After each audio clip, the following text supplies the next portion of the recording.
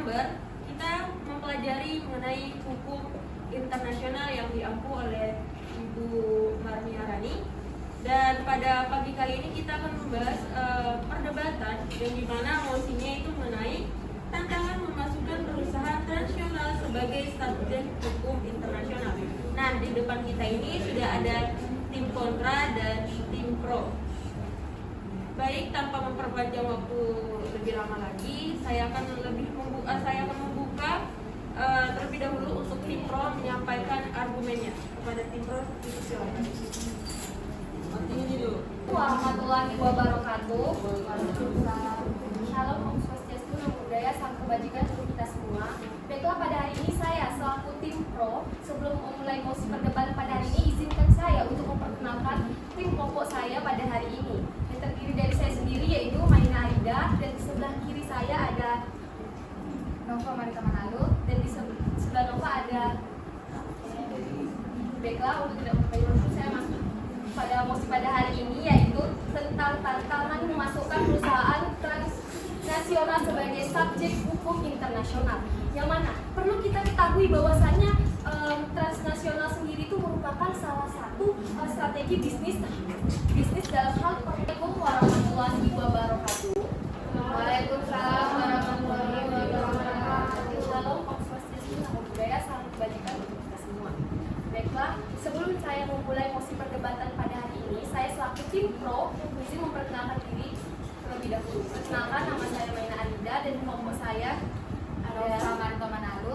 Dan baiklah, pada hari ini kami sebagai tim pro menyetujui tentang mosi perdebatan kami pada hari ini, yang mana judul mosi kami pada hari ini adalah tentang memasukkan perusahaan transnasional sebagai subjek hukum internasional.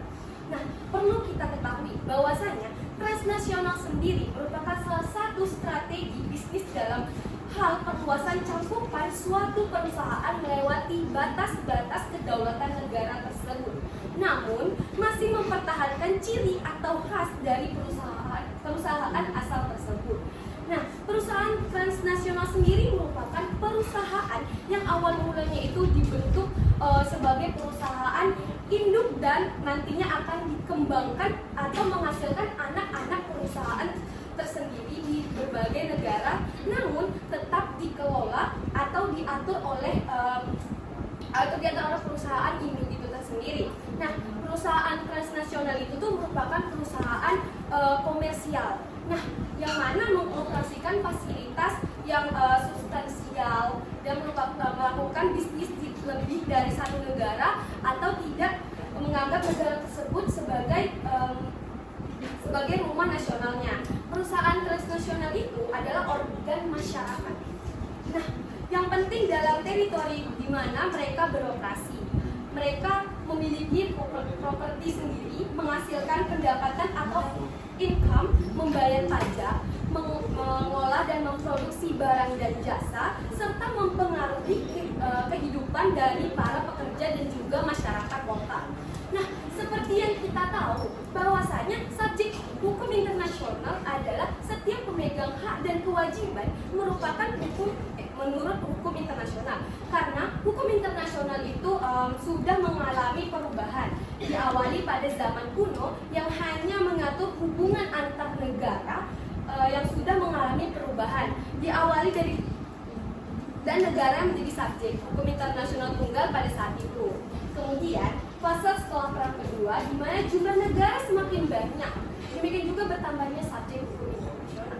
Pemegang hak dan kewajiban yang dimaksud itu bisa dikatakan sebagai subjek hukum yang memiliki peran sebagai unsur yang mampu melakukan hubungan-hubungan hukum dan subjek hukum lain sebagai pemegang hak dan kewajiban hukum yang lain. Nah, semakin jelas bahwasanya hukum internasional ini telah mengalami banyaknya kemajuan selama beberapa abad kebelakangan dan akan terus berlanjut di masa mendatang. Jadi, menurut kami, tantangan memasukkan perusahaan transnasional itu sebagai subjek hukum internasional itu bisa saja karena bisa lihat dari yang telah kami jelaskan tadi, juga mengenai perusahaan transnasional dan subjek hukum internasional juga, bahwasanya perusahaan transnasional sering masuk ke dalam aliansi strategis dengan pelanggaran pemasukan dan mitra bisnis lainnya untuk menghemat waktu dan modal. Sebagai kemitraan jangka panjang, aliansi ini dapat membawa pada kompetensi khusus perusahaan, gerai pasar dan relatif canggih, stabil dan canggih yang membantu dalam mengasah produk dan mengakibatkan layanannya atau sumber pasokan yang stabil dan fleksibel.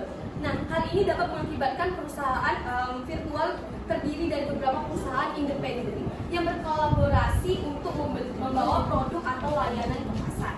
Nah, sehingga membuat orang bertanya-tanya, kenapa sih dan ada apa yang membuat ini menjadi sebuah tantangan?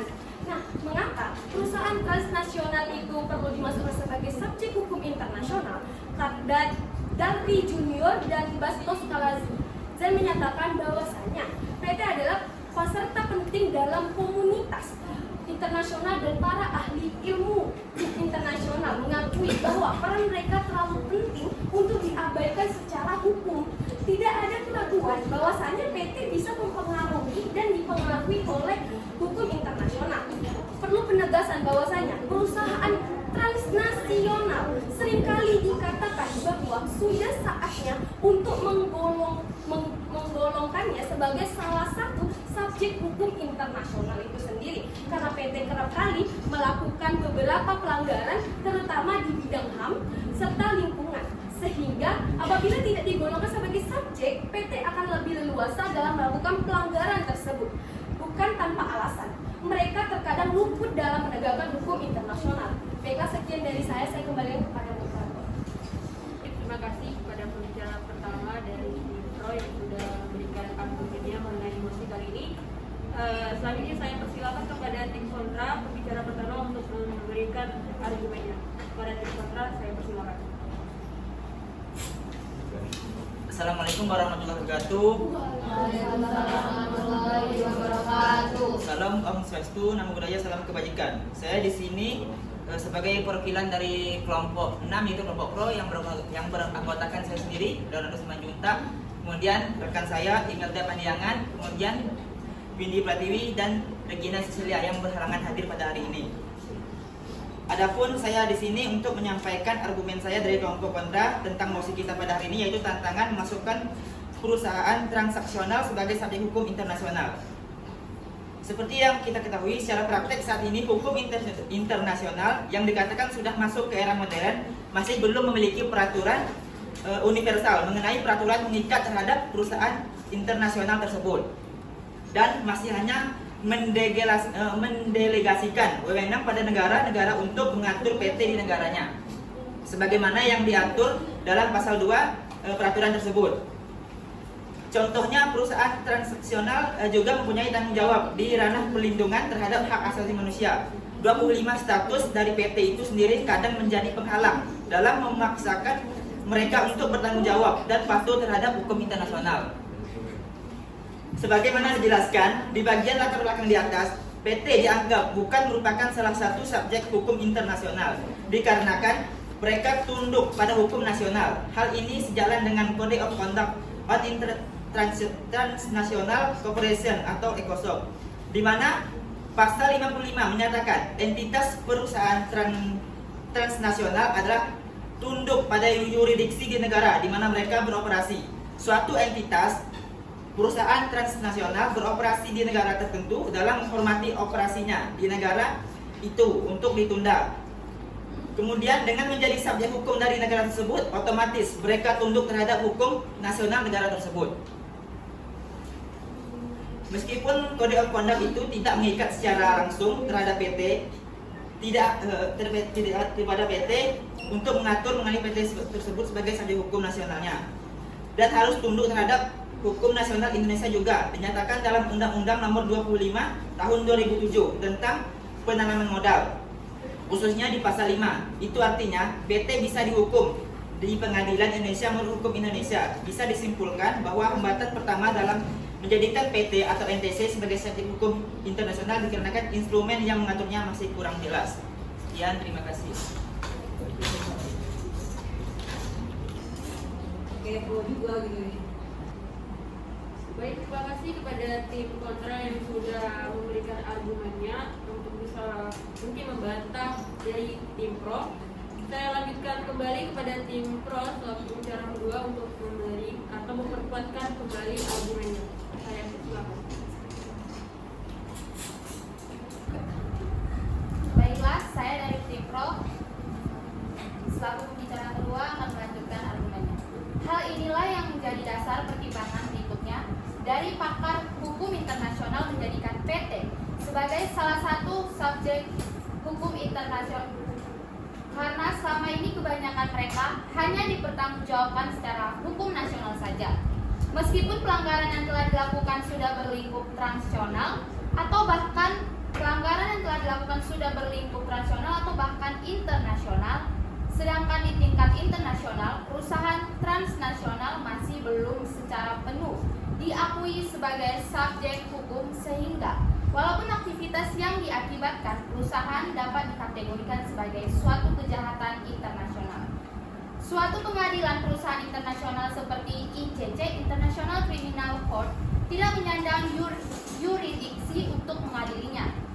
Hal ini cukup penting mengingatkan perusahaan transnasional memiliki pengaruh besar di bidang ekonomi dari suatu negara, mempengaruhi kestabilan politik, serta yang paling riskan adalah pencemaran lingkungannya.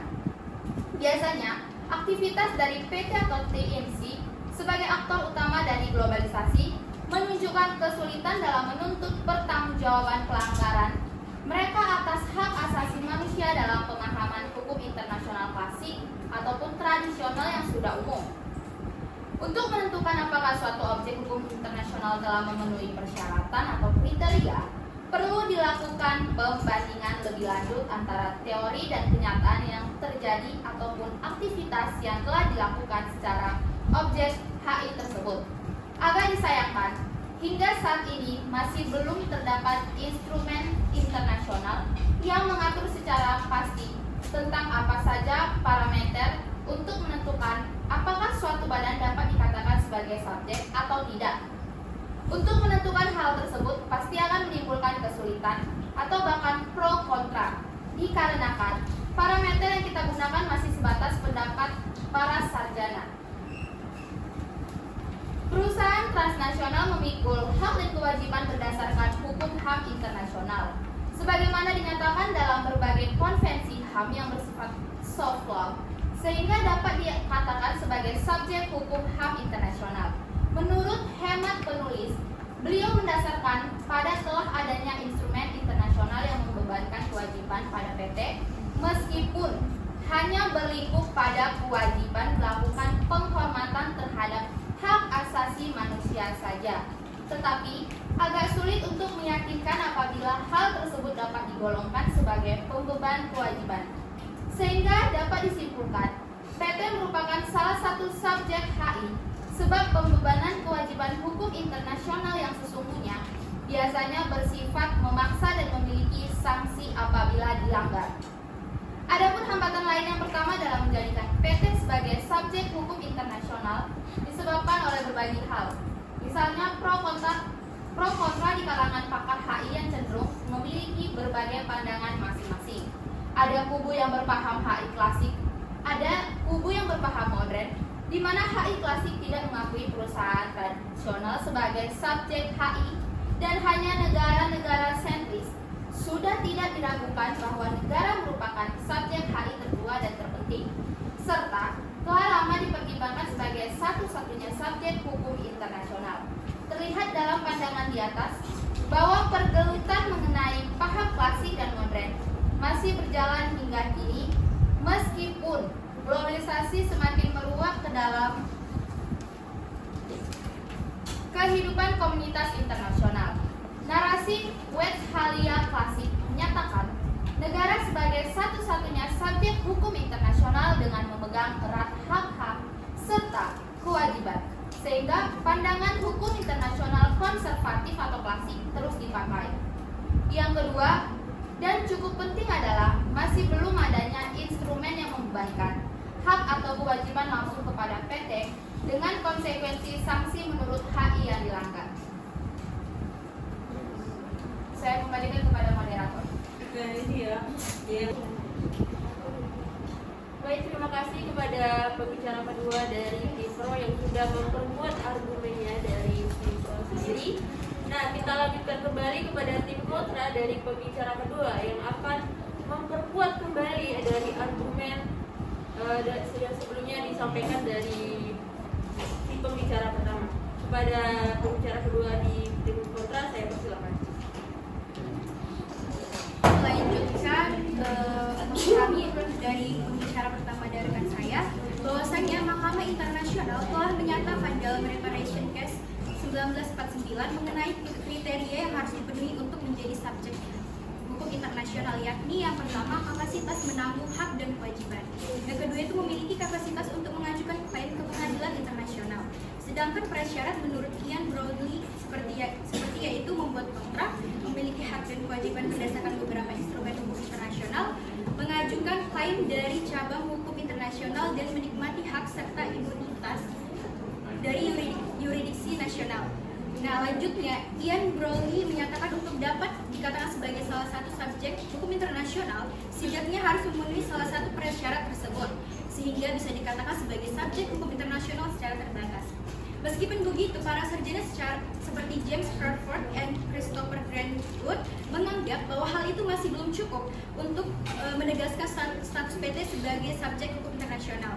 Mengenai kapasitas PT dalam membuat kontrak dapat ditemukan dalam The Institute of International Law Resolution 1979 di salah satu bagian pertimbangan menyatakan bahwa kontrak yang ditandatangani oleh pemerintah dan perusahaan asing merupakan kontrak yang penting dewasa ini dalam hubungan ekonomi internasional. Nah, hambatan selanjutnya adalah dalam menegaskan PT sebagai subjek hukum internasional, yang mana salah satunya adalah membuat kontrak. Masalah yang ditemukan adalah ketidakseimbangan kedudukan antara negara dan PT. Perusahaan atau badan hukum adalah subjek hukum dengan kapasitas yang terbatas. Nah, dalam hal ini hanya bertindak sebagai pelaksana hukum atau yang dibuat oleh negara secara langsung. Menurut Kuala Adolf, PT merupakan subjek hukum HI yang terbatas. Nah, sebenarnya apabila PT dibebankan hak dan kewajiban berdasarkan hukum internasional, maka PT secara otomatis memenuhi salah satu unsur Reparation Case 1949. Tetapi hingga kini PT masih dibebankan hak dan kewajiban berdasarkan instrumen-instrumen soft law yang bahkan tidak mengikat dan tidak memiliki sanksi bila dilanggar. Maka ruang gerak mereka ini hanya dapat dibatasi melalui mekanisme eksternal yang dapat ditegakkan bukan melalui hukum HAM internasional dan norma yang ringan. Nah, sehingga di sini dapat dilihat bahwa institusi internasional masih ragu-ragu dan tidak tegas mengenai maksud pemberian hal tersebut. Kemudian apabila menggunakan Reparation Case 1949 sebagai pedoman penentuan subjek HI, dikhawatirkan itu tidak relevan, bahkan tidak serasi dengan berkembangnya zaman, yang sebagaimana kita tahu RC 1949 dikeluarkan pada saat paham negara sentris masih menjadi tren di kalangan pakar HI. Jika ini terus dijadikan acuan, dikhawatirkan akan menjadi bom waktu di kemudian hari.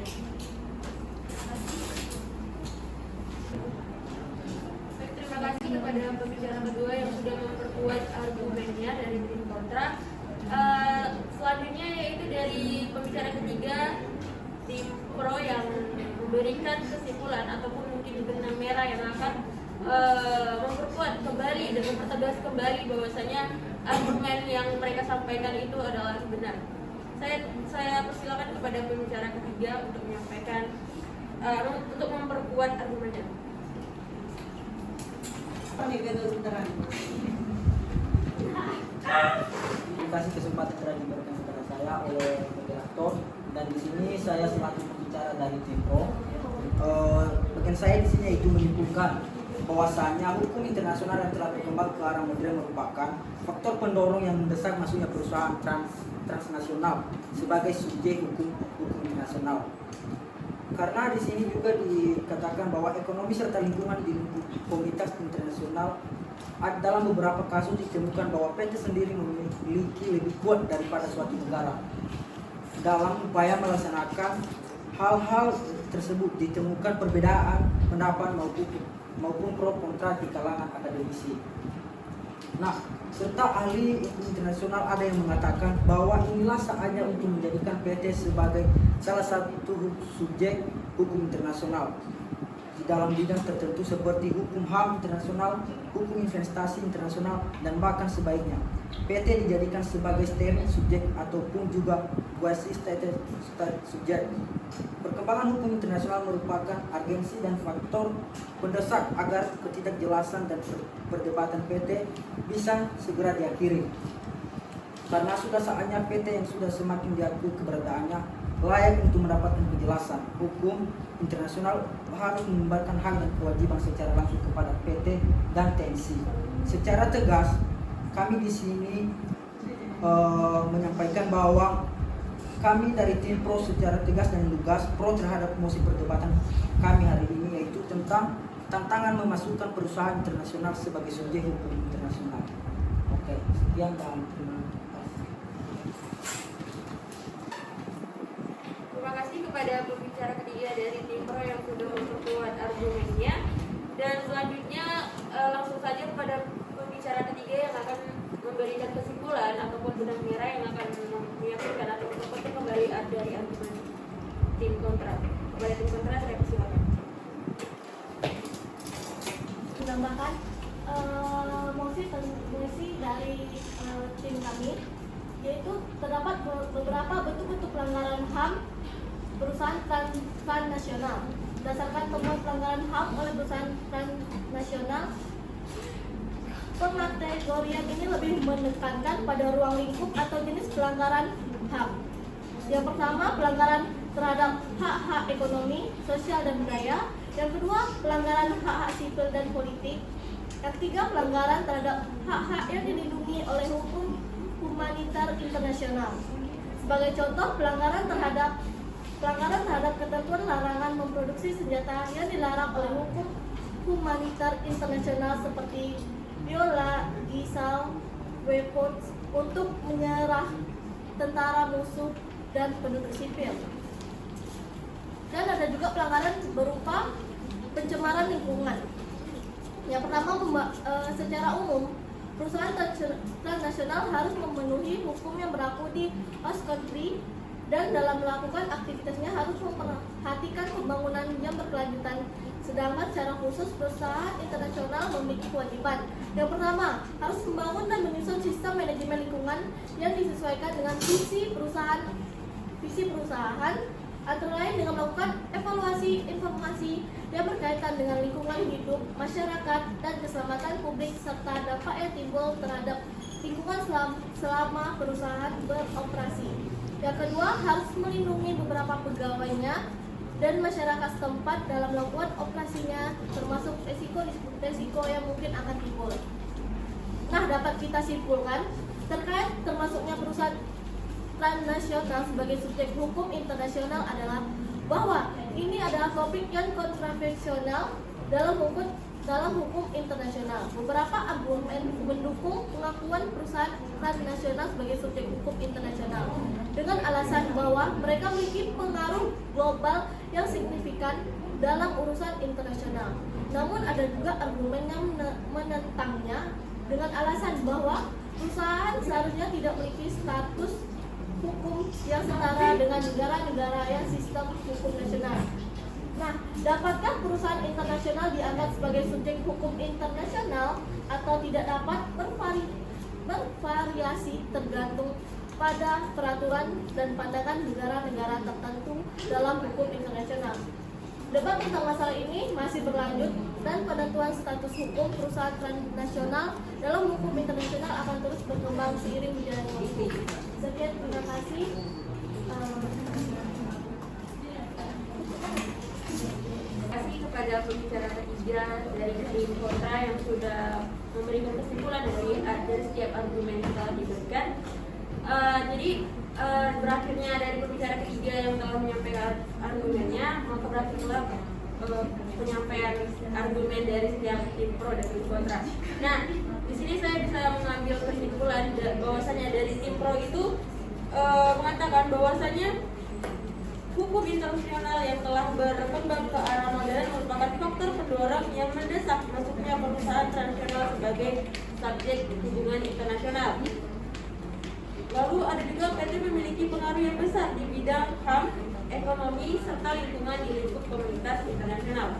Sedangkan di tim kontra itu mengatakan memasukkan perusahaan transnasional sebagai subjek hukum internasional adalah bahwa ini topik yang kontroversial dalam hukum internasional, kelakuan perusahaan transnasional sebagai subjek hukum internasional dengan alasan bahwa mereka memiliki pengaruh global yang signifikan dalam urusan internasional.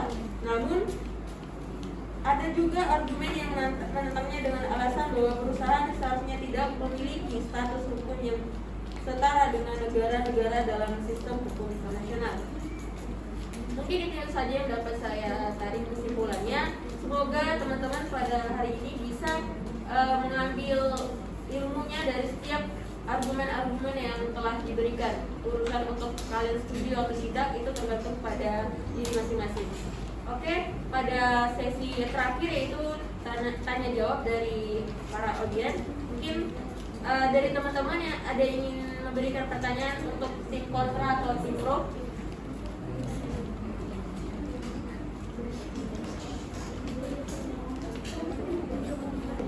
Baik, saya Muhammad Silalahi yang akan bertanya kepada tim pro sama kontra. Menurut tim pro sama kontra, apa yang menjadi hambatan dalam menjadikan PT sebagai subjek hukum internasional? Sekian dan terima kasih.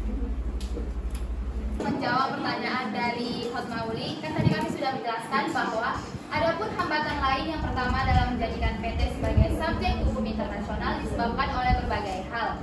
Misalnya pro kontra di kalangan pakar HI yang cenderung memiliki berbagai pandangan masing-masing. Ada kubu yang berpaham HI klasik dan ada kubu yang berpaham modern, di mana HI klasik tidak mengakui perusahaan transnasional sebagai subjek HI dan hanya negara-negara sentris. Sudah tidak diragukan bahwa negara merupakan subjek HI tertua dan terpenting. Sekian, terima kasih. Menjawab pertanyaan dari Fatmauli mengenai hambatan yang membuat PT itu tidak sebagai subjek hukum internasional, yaitu secara mahkamah internasional menyatakan dalam Reparation Case 1949 mengenai kriteria yang harus dipenuhi untuk menjadi subjek HI itu, yaitu yang pertama kapasitas menanggung hak dan kewajiban, yang kedua memiliki kapasitas untuk mengajukan klaim ke pengadilan internasional. Nah, sedangkan menurut Ian Browley seperti yaitu membuat kontrak, memiliki hak dan kewajiban berdasarkan beberapa instrumen hukum internasional, mengajukan klaim dari cabang hukum internasional dan menikmati hak serta imunitas dari yurisdiksi nasional. Nah, mengenai hal itu bahwa masih belum cukup untuk menegaskan status PT sebagai subjek HI, mengenai kapasitas PT dalam membuat kontrak dapat ditemukan dalam Institute of International Law Resolution. Di salah satu bagian pertimbangan menyatakan bahwa kontrak yang ditangani oleh pemerintah dan perusahaan asing merupakan kontrak yang penting dewasa ini dalam hubungan ekonomi internasional. Terima kasih. Nama saya Nikiana Monika, saya izin bertanya kepada tim pro. Kenapa PT itu seringkali melakukan pelanggaran di bidang HAM dan apa dasar pertimbangannya? Terima kasih.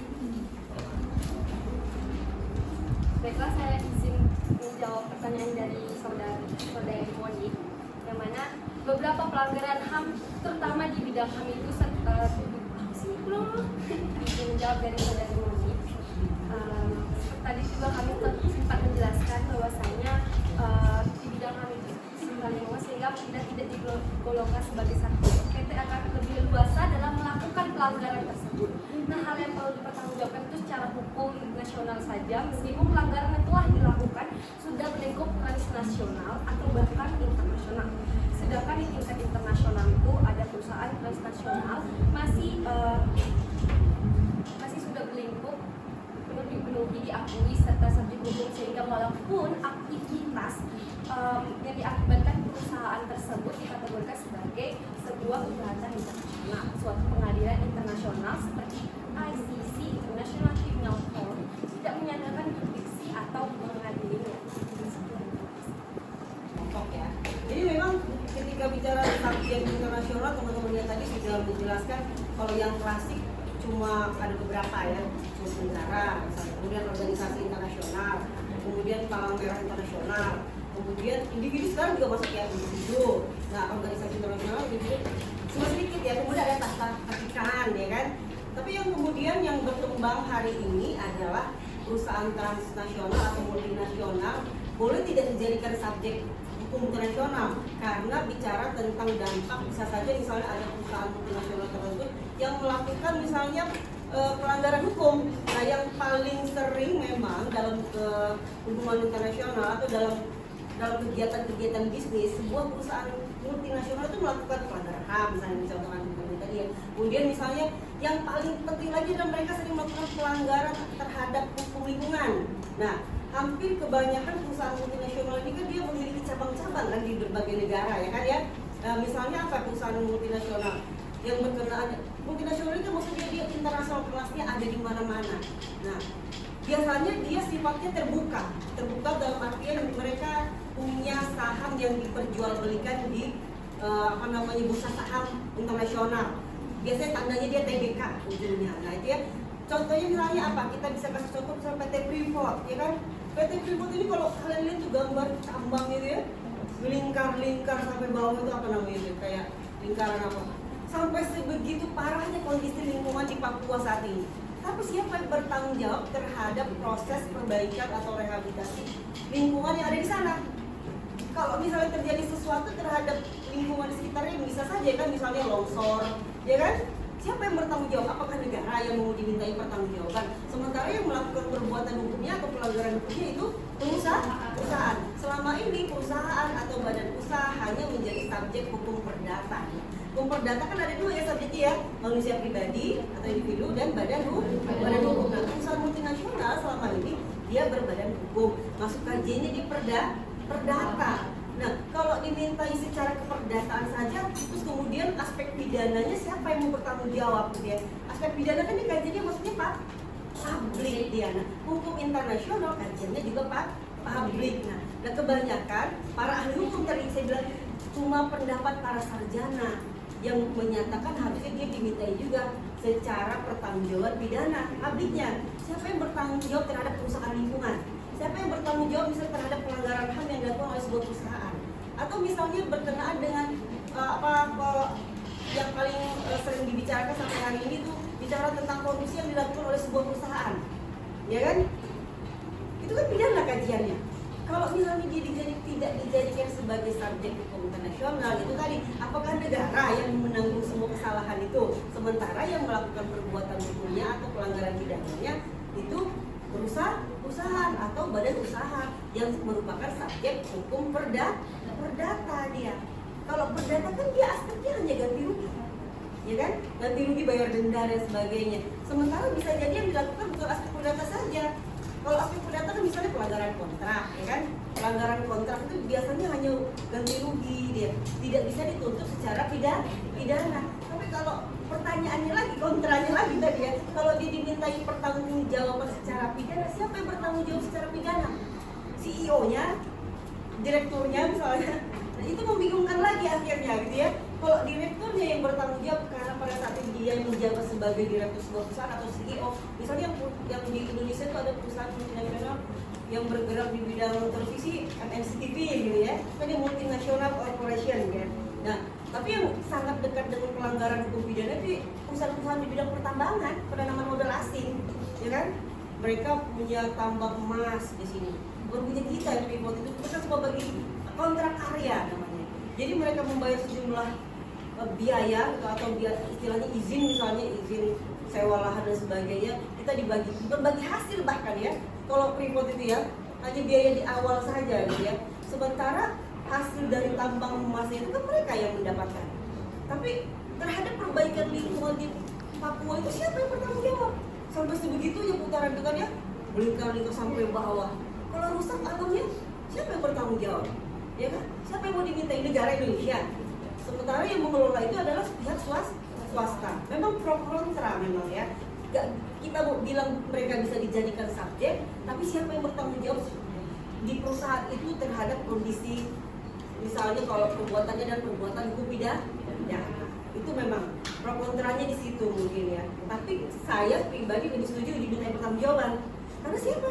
Negara yang bertanggung jawab. Tapi memang tidak hanya swasta saja yang bertanggung jawab. Saya pikir tidak hanya perusahaan multinasionalis saja, tapi negara juga sebagai pihak yang memberikan izin. Mereka nggak akan pernah punya tambang emas di situ kalau nggak negara memberikan izin. Jadi dua harusnya pihak yang bertanggung jawab terhadap kondisi lingkungan. Kalau misalnya pelanggarannya adalah pelanggaran pidana atau kejahatannya adalah kejahatan pidana, ya. Dan mungkin yang bisa Ibu sampaikan menarik kasus hari ini, mudah-mudahan minggu depan juga menarik karena memang metode pembelajaran seperti ini menjadi bukan ini ya, bukan menjadi itu saja yang ada di kelas ini, tapi memang itu program kerjanya rektor menjadikan problem based learning sebagai metode pembelajaran, yaitu bahasa lainnya case method gitu ya.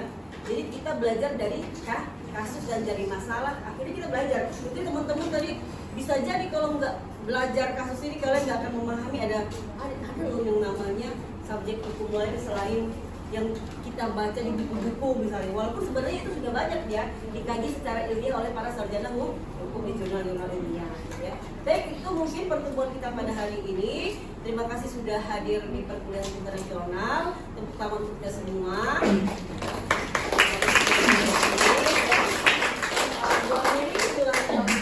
Wassalamualaikum warahmatullahi wabarakatuh. Selamat siang dan salam sejahtera.